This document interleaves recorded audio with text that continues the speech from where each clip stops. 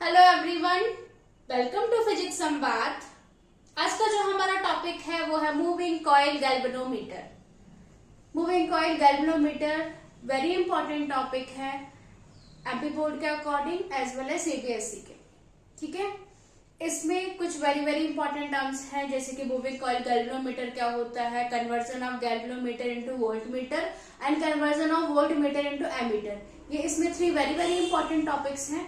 तो इसमें जो फर्स्ट टॉपिक है वो है मूविंग कॉइल गैल्वेनोमीटर क्या होता है। ठीक है, एक्चुअल में क्या होता है गैल्वेनोमीटर। गैल्वेनोमीटर का यूज हम करंट को डिटेक्ट या फिर मेजर करने के लिए करते हैं। ठीक है, तो यही यहाँ पे लिखा हुआ है, इट इज अ डिवाइस। ये एक ऐसी डिवाइस होती है which is use to detect, जिसका यूज हम करंट को डिटेक्ट और मेजर करने के लिए करते हैं।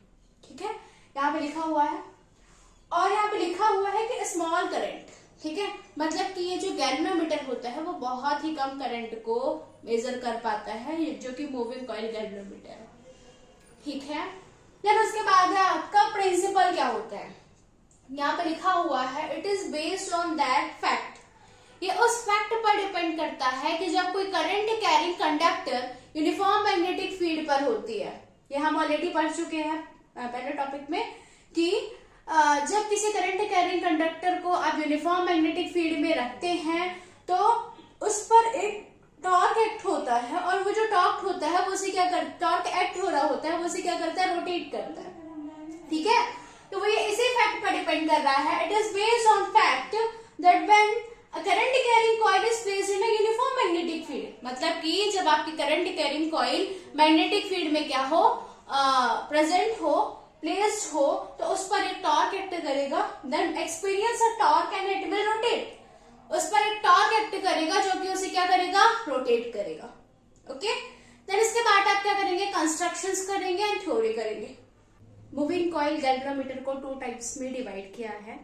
एक है आपका सस्पेंडेड कॉइल गैल्वेनोमीटर और सेकेंड है आपका पायवटेड कॉइल गैल्वेनोमीटर। ठीक है, तो सबसे पहले हम करेंगे कि सस्पेंडेड कॉइल गैल्वेनोमीटर क्या होता है। ठीक है, तो सस्पेंडेड कॉइल गैल्वेनोमीटर की जो कंस्ट्रक्शन है इसका काम सेम होता है, करंट को मेजर करना। ठीक है, और इसका जो कंस्ट्रक्शन है इसमें सबसे पहले आप डायग्राम को समझ लेंगे तो आपको इसकी कंस्ट्रक्शन अपने आप समझ आ जाएगी, फिर अपन इसकी थ्योरी करेंगे। ठीक है, हमने क्या किया हुआ है, यहाँ पे एक स्प्रिंग ली हुई है जिसको हमने T1 नाम दिया हुआ है।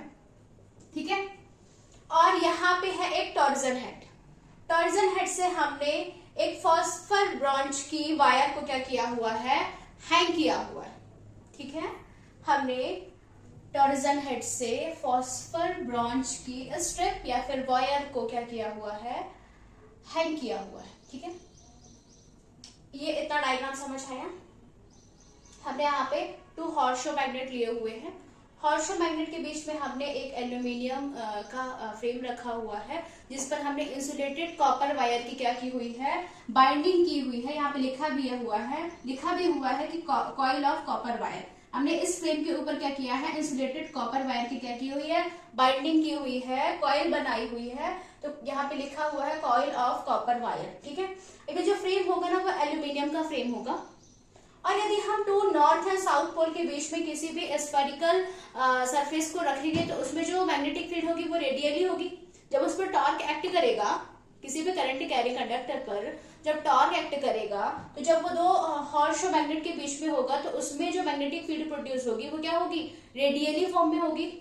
ओके, और इनसाइड द मैग्नेटिक फील्ड होगी और जिस डायरेक्शन में फोर्स लगेगा उसके पैरेलल होगी, मैग्नेटिक फील्ड के पैरेलल होगी, रेडियली। ओके, तो यहाँ पे हमने क्या किया हुआ है कि एक टॉरिजन हेड लिया हुआ है। टॉरिजन हेड से फॉस्फर बॉन्ड की स्ट्रिप को क्या किया हुआ है, हैंग किया हुआ है। इसी की हेल्प से हमने एक कंडक्टर किससे बना हुआ है, फ्रेम जो है उसका वो एल्यूमिनियम फ्रेम है और उस पर हमने कॉपर वायर की कॉइल बनाई हुई है।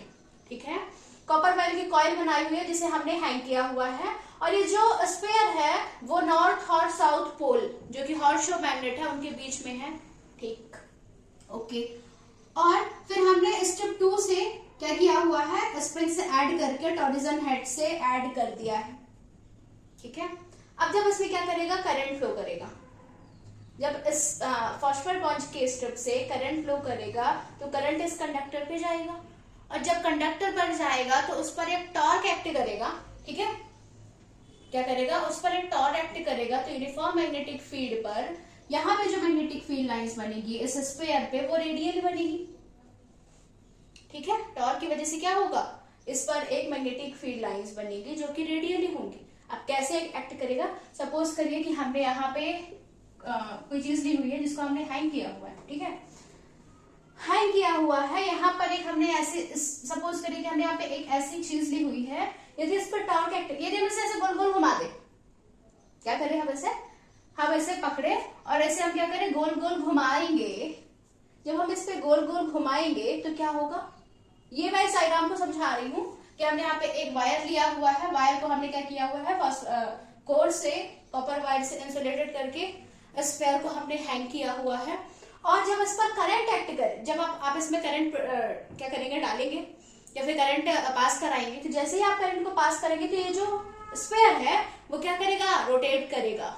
ठीक है, और जब ये रोटेट करेगा तो सपोज करिए ये एक वायर है, यहाँ पे हमने क्या किया हुआ है कि स्फीयर को क्या किया हुआ है, हैंग किया हुआ है, तो हम इसे कंटिन्यूअसली क्या कर रहे हैं, रोटेट कर रहे हैं। तो जैसे ये स्फीयर रोटेट करेगा वैसे ये भी स्फीयर रोटेट करेगा। ठीक है, और ये क्यों रोटेट करेगा, क्योंकि इस पर एक टॉर्क एक्ट करेगा जो कि इस ऑब्जेक्ट को क्या कराएगा, रोटेट कराएगा। ठीक है, और इस पे जो मैग्नेटिक फील्ड प्रोड्यूस होगी वो रेडियल होगी।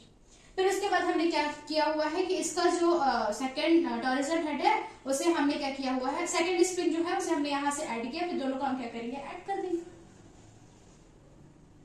यही आपका क्या है, कंस्ट्रक्शंस है सस्पेंडेड कॉइल गैल्वेनोमीटर की। एक बार मैं फिर से समझा देती हूँ कि हमने टॉरिजन हेड लिया, हमने सबसे पहले एक T1 स्प्रिंग ली हुई है, T1 स्प्रिंग से हमने टॉरिजन हेड को ऐड किया है, टॉरिजन हेड से हमने एक फॉस्फर ब्रॉन्ज स्ट्रिप मतलब वायर को क्या किया है, हमने कनेक्ट किया है या फिर हैंग किया हुआ है।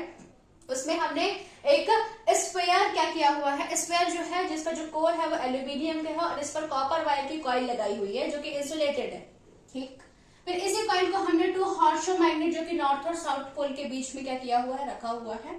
और जब आप इस पे करंट फ्लो कराएंगे तो इस पर क्या होगा, इस पर करंट फ्लो करेगा तो इस पर एक फोर्स एक्ट करेगा जो कि टॉर्क होगा, और इस पर जो तो इसे क्या करेगा, कंटिन्यूअसली रोटेट करेगा, और जैसे ही इसे कंटिन्यूअसली रोटेट करेगा तो इस पर मैग्नेटिक फील्ड प्रोड्यूस होगी जो कि रेडियल होगी। ओके, देन इसको हमने क्या किया हुआ है, स्प्रिंग 2 से ऐड किया हुआ है। आई होप क्या पढ़ने वाले हैं वो पढ़ने वाले हैं सस्पेंडेड कॉइल गैल्वेनोमीटर की थ्योरी क्या होती है। ठीक है, आइए से समझते हैं इसकी थ्योरी या फिर वर्किंग भी बोल सकते हैं। हमारे पास कॉइल है having area of cross section है, ये जो हमारी कॉइल है जो कि कॉइल ऑफ कॉपर वायर है। ठीक है, ये वाली सपोज करिए इसका जो क्रॉस सेक्शन ऑफ एरिया है वो A है। ठीक है, एंड कैरी करंट, ये जो करंट कैरी कर रहा है वो कितना है, I है।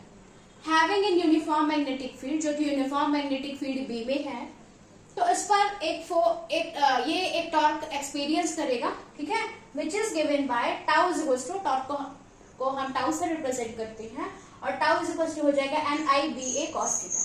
ठीक है, एन जो है वो नंबर ऑफ टर्न्स है, I जो है वो करंट है, B जो है वो मैग्नेटिक फील्ड है, A जो है वो क्रॉस सेक्शन ऑफ एरिया है, और यहाँ पे क्या होगा, cos थीटा होगा। ठीक है, क्योंकि ये रेडियली है। अब cos थीटा में आपको भी पता है कि थीटा इज इक्वल टू 0 हो जाएगा, क्योंकि जो आपकी रेडियल है वो क्या होंगी, पैरेलल होंगी, तो उस पर कोई एंगल नहीं होगा, तो थीटा इज इक्वल टू क्या हो जाएगा, 0।